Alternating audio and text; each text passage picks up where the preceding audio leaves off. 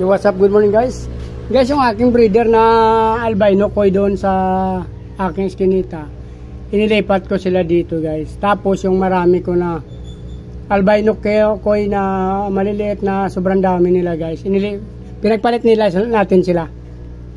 Ito yung dalawa kasi dalawa na naman sila. Dito ko na sila inilagay sa batyang maliit.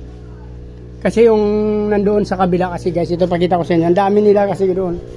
Titingnan natin kung makikita natin.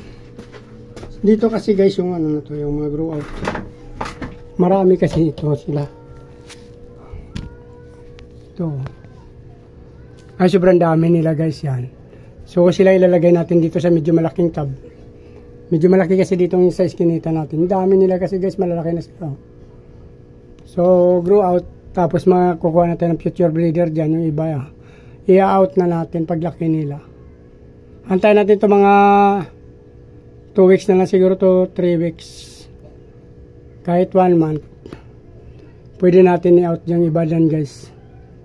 Mamimili na lang tayo ng mga future breeder dyan. Ayan guys. Kaya ginawa ko dyan sila. Antayin na lang natin. May bitawan ko na rin yan. Yun ang kapalit ng doon guys. Tapos mayroon tayo ditong tab na medyo nangangamoy na guys to. Pag nilipat na lang natin, since parehas na naman yun natin. Yung temperature nila guys, hindi naman magkalayo. So hindi na natin i-acclimate to. Same din sa ating swordtail guys. Yan. Ililipat na rin natin. Nag-iiba ng kulay ng tubig nila guys. Pag ganyang tubig kasi pangit na Huwag na yan tayo ma-pollute masyado at mamatay sila. Yun. Ay, sorry. Mamaya dagdagan natin to ng tubig na may asin, guys. Hindi pa natin nalagyan kasi ng asin. So, mamaya na lang. Nailipat ko na kasi. So, tutunaw na lang tayo ng tubig sa maliit na na bote. Tapos, idagdag yan sa tubig nila.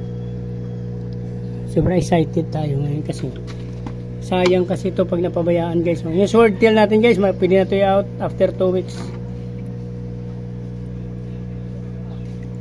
Marami naman tayo nitong breeder doon guys. So ito i-out na natin lahat ng 2 weeks na lang siguro guys. Ang lalaki na 2 weeks na lang i-out na natin to. Pag may bumibili nito, pwede na rin to. Kaso palalakihin pa natin ng konti.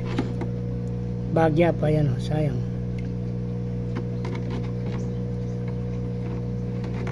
I-display na rin natin to doon sa labas. Pwede na to.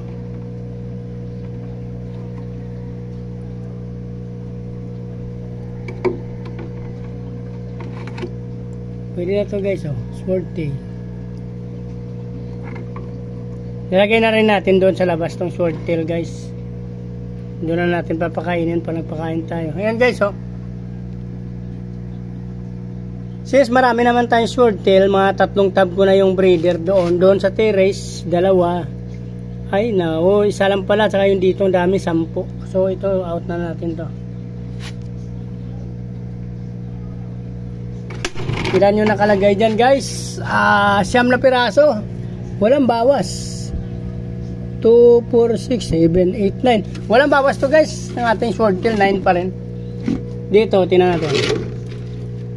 Ito RDSS natin 26. Wala na, bawas na guys. Wala pang 10 ata to. Natutunaw na lang silang kusa guys. 1, 2, 3, 4, 5, 6, 7, 8, 9, 10. 2, 4, 6, 8, 10, 11, 2, 4, 6, 8, 10. So 11 na titira guys. Yung nakalagay dito sa pinagalisan natin 26. So ibig sabihin 11, daming namatay 15 ang hindi natin napalaki.